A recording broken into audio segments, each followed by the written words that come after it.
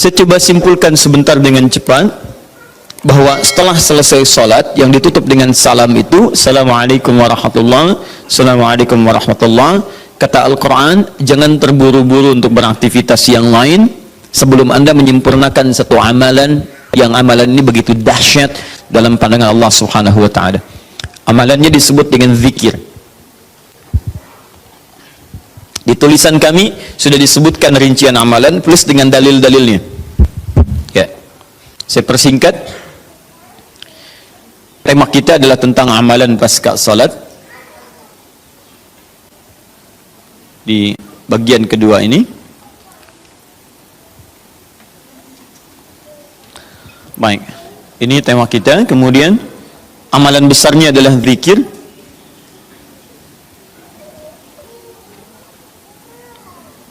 Dalilnya di Quran surah keempat An-Nisa ayat 103. Ini tema besar kita. فَإِذَا قَضَيْتُمُ الصَّلَاةَ فَاذْكُرُوا اللَّهَ. Fokus. Maka jika Anda telah tuntas mengerjakan salat, segeralah berzikir kepada Allah Subhanahu wa taala. Ingat, amalan pasca salat yang diutamakan apa? Zikir.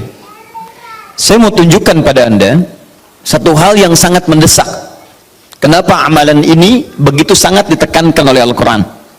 Bahkan saking ditekankannya, kata Allah, perhatikan kalimatnya, qiyaman, baik itu sambil berdiri, wa qu'udan, ataupun Anda punya kesempatan lebih lenggang duduk, wa 'ala junubikum, atau bahkan dalam keadaan Anda sedang payah pun untuk duduk atau bahkan berdiri, boleh sambil berbaring. Perhatikan, saking pentingnya amalan zikir ini, itu Al-Quran seakan menghadirkan semua situasi untuk menggunakan amalan ini. Ya, bukan tidak ingin menoleransi, tapi ada sesuatu yang penting di sini. Saking pentingnya seakan-akan kalau dalam bahasa yang lain, tolong jangan tinggalkan ini. Ya, kalau Anda memang buru-buru harus langsung bangkit pasca sholat. Ada yang bahkan setelah salam subuh, Assalamualaikum, Assalamualaikum, saya harus kejar ke tempat pekerjaan, langsung mau berangkat. Nah, terburu-burunya Anda untuk mengejar pekerjaan itu tidak menghalangi Anda untuk berpikir. Kalau bisa sambil jalan pun zikir aja, ayo lakukan, kerjakan amalannya. Kalau Anda senggang, duduk dengan tenang, lakukan. Kalau amalan ini tidak penting, mustahil Anda diminta untuk mengerjakannya, sekalipun dalam pekerjaan yang sifatnya darurat Anda mesti lakukan. Paham sampai sini? Baik. Nah, nanti kita akan lihat apa rahasianya amalan-amalan ini, zikir ini. Kemudian kita nanti akan urutkan seperti pertemuan lalu telah saya turunkan beberapa bagian-bagiannya. Nanti kita akan gali apa esensi dan rahasia di balik kalimat-kalimat zikir yang kita sampaikan itu. Baik, saya percepat. Zikir seperti pertemuan lalu adalah setiap aktivitas yang mampu mengingatkan dan mendekatkan kita dengan Allah Subhanahu wa taala. Jadi ada dua nih. Satu ingat, kedua dekat. Awas, ini selalu menyatu, terkait berkelindan, tidak akan pernah berpisah. Di orang yang ingat Allah pasti memiliki kedekatan dengan Allah. Jelas ya?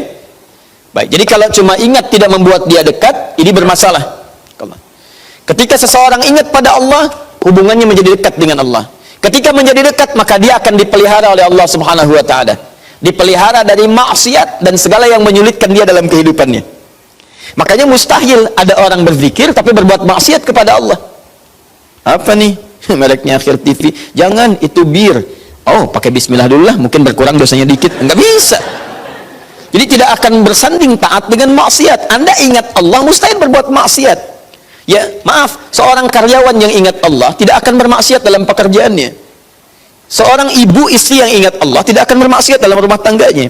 Seorang anak yang ingat Allah tidak akan pernah bermaksiat dalam kehidupannya. Maka dari itu, nanti kita akan lihat puncak zikir, apakah hanya dalam pasca sholat saja atau dalam aktivitas yang lainnya. Maka yang pertama, ini akan membantu mengingatkan dia kepada Allah. Yang kedua, membuat hubungannya dekat dengan Allah Subhanahu wa taala. Nah, amalan ini ada setidaknya 6-7 amalan. Hari ini saya janjikan untuk mengurutkan amalan-amalan ini. Ya, saya ingin tes dulu apakah Bapak Ibu masih ingat atau tidak. Satu apa? Istighfar.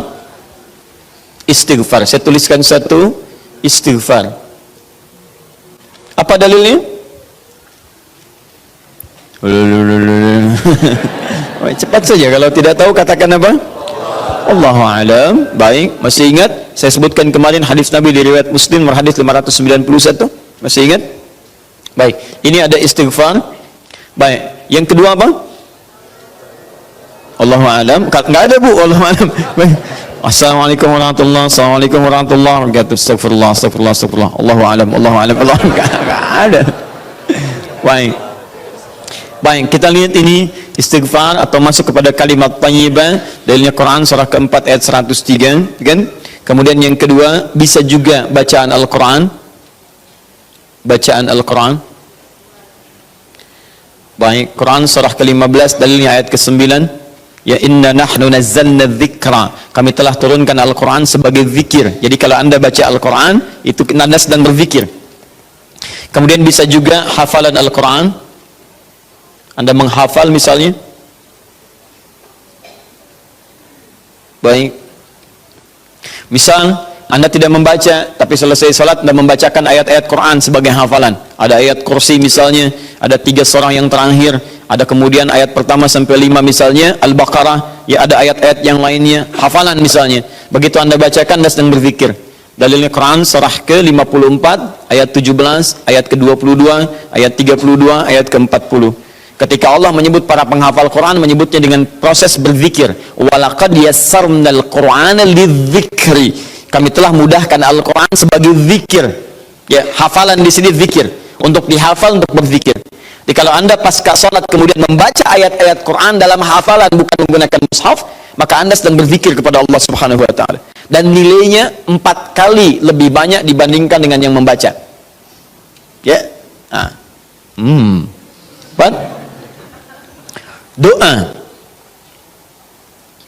Doa itu juga sebagai zikir. Ya, Quran surah ke-7 misal dalilnya ayat 205. Wadhkur rabbaka fi nafsika tadarruan wa khifatan wa dunal jahri minal qaul. Ketika Allah meminta kita berdoa, kalimat doanya dalam bahasa perintah menggunakan kata zikir. Wadhkur rabbaka.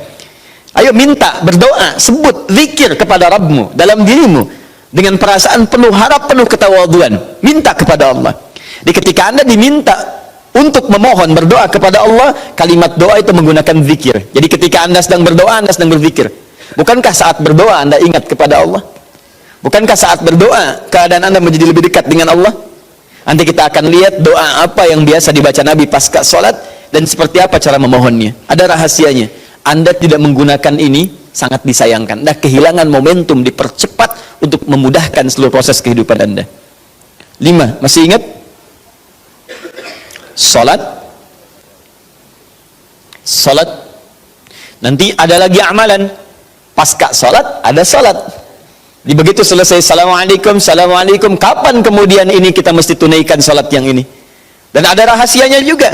Bahkan salat yang ini boleh jadi akan memberikan syafaat dengan izin Allah kepada hamba-hamba yang dirasakan kurang amalnya.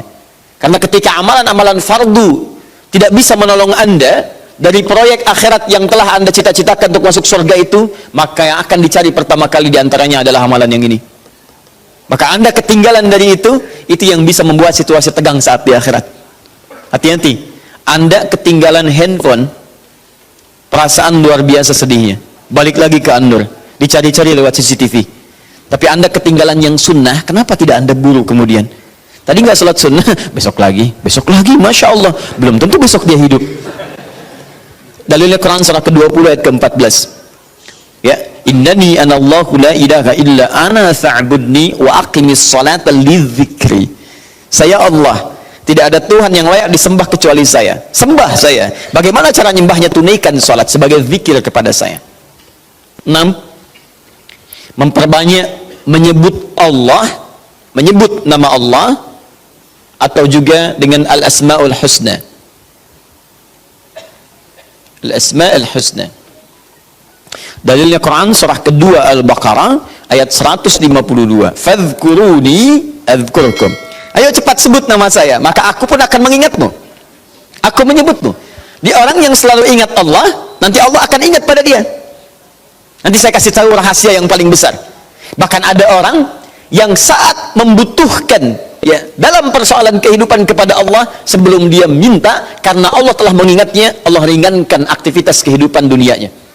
Dia bukan nggak punya masalah, jadi kayaknya nggak kelihatan punya masalah, cuman setiap akan mengalami masalah diringankan oleh Allah sehingga seakan-akan nggak punya masalah. Nanti ini yang akan sangat menentukan bagian yang keenam ini, apakah hidup kita akan semakin mudah atau mendapati kesulitan yang berliku. Sebut nama Allah. Ya, bagaimana cara menyebutnya? Bisa disebut nama Allah langsung, bisa disebut dengan Asmaul Husna. Di mana dalilnya? Quran surah ke-17 nanti dari ayat 110 sampai 111-nya. Di ayat 111 tegas dikatakan, "Qulid'ullaha." Ayo sebut Allah, panggil, katakan Allah. Awidur Rahman atau Ar-Rahman, ayyamma tad'u falahul asmaul husna. Maka kapanpun Anda bisa memanggilnya, memintanya, Anda boleh memanggil dengan nama yang terbaik sesuai dengan kebutuhan Anda. Nanti saya kisahkan, ada orang baru selesai sholat, kemudian menyebut nama ini, dan satu di antara nama yang paling luar biasa, ketika dia selesai kata Nabi, dari mana kamu tahu menyebut dengan nama itu? Tahukah engkau, jika engkau melakukannya, maka engkau telah memanggil Allah, yang dengan panggilan itu, jika meminta akan segera diberikan, jika berdoa akan segera dikabulkan. Rahasianya luar biasa. Nanti kalau sudah tiba waktunya. Hadisnya sahih. Ya. Saking sahihnya, ini ditempatkan oleh Sayyid Qutb di dalam satu kitab yang Al-Aqaid Al-Islamiyah, padahal kitabnya tentang akidah. Ketika membahas tentang asma wa sifat, nama-nama Allah Subhanahu wa taala. Hadis ini dimasukkan, padahal hadis ini amalan tentang amalan pasca salat. Ketujuh, bagian terakhir, ini adalah indikator yang paling penting, yang terakhir ini, sampai saya pisahkan tersendiri dalam aktivitas harian. Zikir paripurna. Ini yang zikir paripurna. Makanya saya kasih garis, ini amalan pasca salat, disebut dengan zikir, bukan amalan biasa, tapi semua amalan ini akan dibawa kepada seluruh aktivitas hariannya. Bukankah pasca sholat ada yang jalan, pasca sholat ada yang kerja, pasca sholat ada yang makan, pasca sholat bahkan ada yang masak, pasca sholat ada yang bicara? Maka orang yang pasca sholat zikirnya itu benar latihan zikirnya, maka makannya adalah makan dengan berzikir kepada Allah, bicaranya zikir kepada Allah, jalannya zikir kepada Allah Subhanahu wa ta'ala. Nanti saya turunkan ayat-ayatnya, bagaimana orang berjalan sambil zikir, bagaimana orang kemudian makan zikir, bagaimana orang bicara zikir. Jangan-jangan selama ini kita hidup 24 jam tapi aktivitas kita tidak dalam rangka zikir kepada Allah Subhanahu wa taala. Nah, dalilnya Quran surah ketiga Ali Imran ayat 190 sampai 191. Inna fi khalqis samawati wal ardi wa ikhtilafil laili wan nahari la ayatin liulil. Siapa ulul albab itu? Ayat selanjutnya, alladzina yadhkurunallaha. Mereka itu orang-orang yang senantiasa zikir pada Allah Subhanahu wa taala. Qiyaman, dalam keadaan dia berdiri, wa qu'udan, ataupun dia duduk, wa 'ala junubihim, atau bahkan sedang tidurnya. Tidurnya disebut sebagai zikir, berdirinya disebut sebagai zikir, duduknya disebut sebagai zikir. Dan ahli zikir ini adalah orang-orang yang akan dimuliakan bahkan oleh Allah ketika kembali ke akhirat nanti, dan dipuji-puji oleh Allah.